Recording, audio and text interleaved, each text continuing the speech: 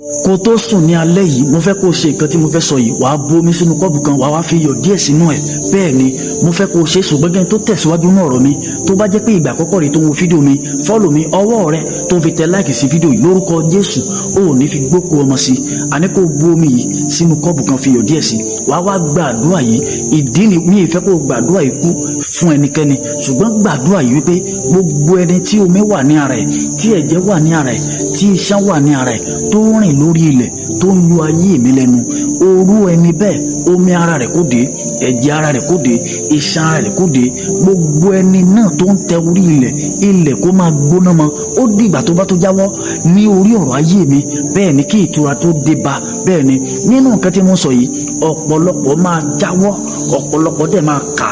àṣírí àwọn kan dẹ̀ máa tú nítorí ọ̀rọ̀ rẹ̀ tó bá lè ṣe é pẹ̀lú ìgbàgbọ́ mo wí lórúkọ Jésù wípé àṣírí ogun ayé rẹ̀ máa tú lálẹ́ yìí bẹ́ẹ̀ ni